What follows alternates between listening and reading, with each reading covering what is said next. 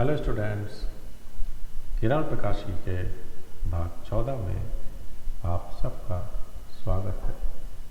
तो आज के मुख्य बिंदु संयुक्त सूक्ष्मदर्शी है, जिसका किरण आरेख और आवर्धन क्षमता का हम निगमन करेंगे।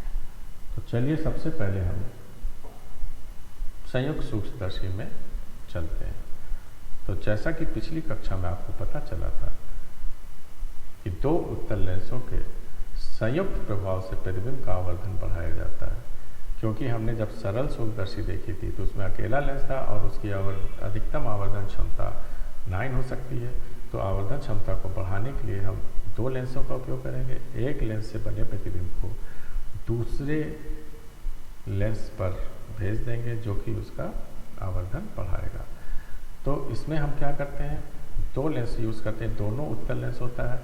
तो जो लेंस वस्तु के पास रखते हैं उसे हम अभिदिश्यक अर्थात ऑब्जेक्टिव लेंस कहते हैं, और दूसरा जो हमारी नेत्र की ओर होता है उसे नेत्रिका या आई लेंस के नाम से जानते हैं। अभिदिश्यक जो प्रतिबिंब बनाएगा वो नेत्रिका के लिए वस्तु का कार्य करेगा। ये हमें जानकारी होनी चाहिए। अब हम इस जानकारी को उपयोग करके किरण आरेख देखते हैं। आपके सामने किरण आरेख प्रदर्शित है।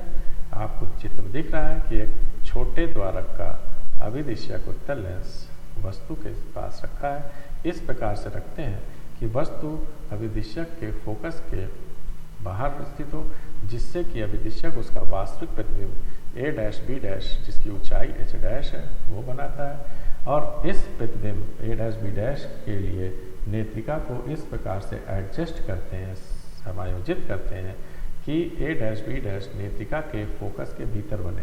तो नेत्रिका के फोकस के भीतर ये बना है, जिससे कि इसका आभासी और बड़ा प्रतिबिंब a double dash b double dash नेत्रिका बना देता है, जिसको हमारी नेत्र देख लेती है। और हम इस अंतिम प्रतिबिंब a double dash b double dash को इस प्रकार से समायोजित करते हैं, नेत्रिका को आगे पीछे कर इस प्रकार से समायोजित करते हैं कि यह निकटतम d दूरी पे बने या अधिकतम, इससे अधिकतम किसी भी दूरी पर बन सकता है, अधिकतम अनंत दूरी पर, लेकिन निकटतम या d दूरी स्पष्ट दृष्टि की न्यूनतम दूरी पर बने, निकट बिंदु पर बने, ये हमें ध्यान रखना होता है। तो वस्तु की ऊंचाई, जो वस्तु AB है, इसकी ऊंचाई आपको h दिख रही है, और अभिदिश्यक द्वारा बनाए गए वस्तु की प्रतिबिंब ऊंचाई h डैश दिख रही है। अब हम और ध्यान से देखेंगे तो अभिदिश्यक के फोकस और नेत्रिका के फोकस के बीच की दूरी को L से शो किया गया है। इसे हम सूक्ष्मदर्शी के ट्यूब की लंबाई कहते हैं, ट्यूब लेंथ इसे कहते हैं। अब हम अगले पृष्ठ पर आवर्धन क्षमता के लिए सूत्र निगमित करेंगे। पुनः किरण आरेख आपके सामने प्रदर्शित है। सभी डिनोशंस आपको स्पष्टता बताए जा चुके हैं। अब आप जब ध्यान से देखेंगे तो अभिदिश्यक लेंस का रेखीय आवर्धन का सूत्र आप प्रतिबिंब की लंबाई बटा वस्तु की लंबाई से कर लिए हैं। तो प्रतिबिंब की लंबाई h डैश और वस्तु की लंबाई h है अभिदिश्यक में। इसके समीकरण 1 में अभिदिश्यक के द्वारा रेखीय आवर्धन प्रदर्शित है। अब अगर हम चित्र में त्रिभुज OMF0 व त्रिभुज F0 a dash b dash को देखें तो ये दोनों त्रिभुज समरूप है। तो समरूप त्रिभुज संगत भुजाओं का जब अनुपात लेंगे तो h डैश अपॉन h का मान L अपॉन F0 का आएगा। ये आप चित्र में ध्यानपूर्वक देख सकते हैं। तो समीकरण 2 से h डैश अपॉन h का मान जब समीकरण 1 में रखते हैं तो अभिदिश्यक का रेखीय आवर्धन हमें L अपॉन FO प्राप्त होता है। फिर से बता दिया जाए कि L सूक्ष्मदर्शी की ट्यूब की लंबाई कहलाती है, और ये दूरी अभिदिश्यक के फोकस और नेत्रिका, अभिदिश्यक के द्वितीय फोकस और नेत्रिका के प्रथम फोकस के बीच की दूरी होती है। ये दूरी आपको चित्र में स्पष्टता दिखाई गई है। अब हम यदि नेत्रिका अंतिम प्रतिबिंब को निकट बिंदु पर बनाए अर्थात d दूरी पर बनाए तो नेत्रिका का कोणीय आवर्धन, चूंकि नेत्रिका एक सरल सूक्ष्मदर्शी के अनुसार व्यवहार कर रही है, इसलिए सरल सूक्ष्मदर्शी का कोणीय आवर्धन हम जानते हैं। तो नेत्रिका का कोणीय आवर्धन हमको समीकरण 4 द्वारा मिल गया। और जब अंतिम प्रतिबिंब अगर निकट बिंदु पे बनेगा तो फिर आवर्धन क्षमता क्या होगी, कुल आवर्धन क्षमता क्या होगी। चूंकि यहाँ एक नहीं दो लेंस हैं तो दोनों लेंस के रेखीय आवर्धनों का गुणनफल हमारे पूरे संयुक्त सूक्ष्मदर्शी का कुल कोणीय आवर्धन होगा, जो कि हमें समीकरण 5 में स्पष्ट है। तो ये सूत्र का यूज हम तभी करेंगे जब हमें मालूम हो कि नेत्रिका अंतिम प्रतिबिंब को स्पष्ट दृष्टि की न्यूनतम दूरी अर्थात निकट बिंदु पर बनाती है, तो ये 5 यूज करेंगे।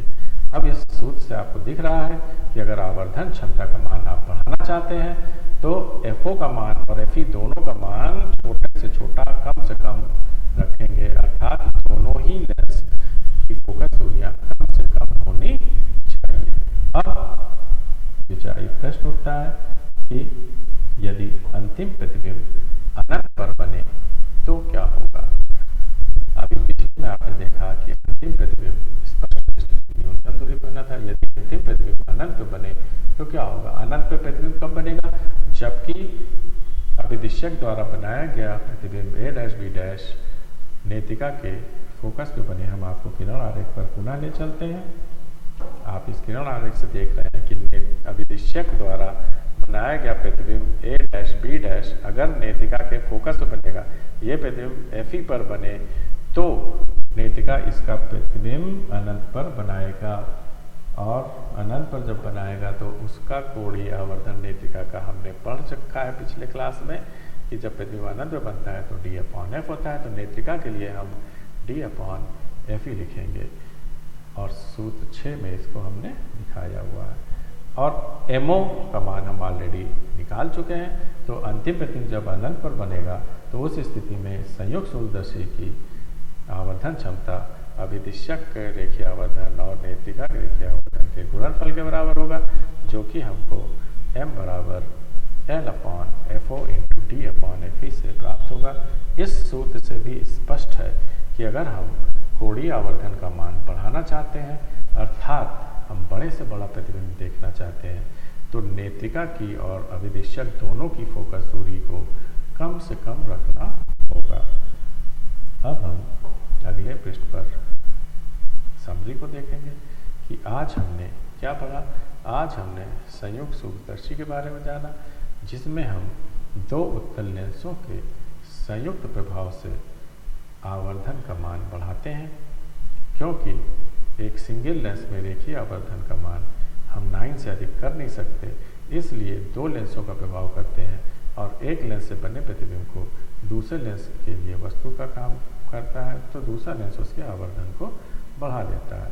किरण आरेख को हमने ध्यान से देखा था और आवर्धन क्षमता का सूत्र जब हमने निगमित किया तो हमें यह पता चला कि संयुक्त सूक्ष्मदर्शी का कुल कोणीय आवर्धन दोनों लेंसों अभिदिश्यक और नेत्रिका के द्वारा उत्पन्न रेखीय आवर्धनों के गुणनफल के बराबर होगा। दो स्थितियों में जब प्रतिबिंब बनता है, यदि अंतिम प्रतिबिंब निकट बिंदु पर बनाए तो कोणीय आवर्धन का सूत्र L/FO × 1 + D/FE प्राप्त होगा। और यदि अंतिम प्रतिबिंब अनंत बनाए, अर्थात नेत्र हमारी रिलैक्स्ड अवस्था में हो, शांत अवस्था में हो, तब हमने कोणीय आवर्धन का सूत्र M बराबर L/FO × D/FE निगमित किया।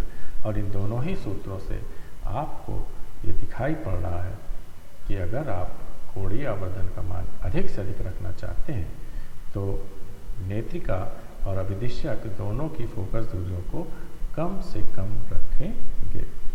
अब हम अगले कक्षा में क्या पढ़ेंगे, इसको जान लें मुख्य बिंदुओं को।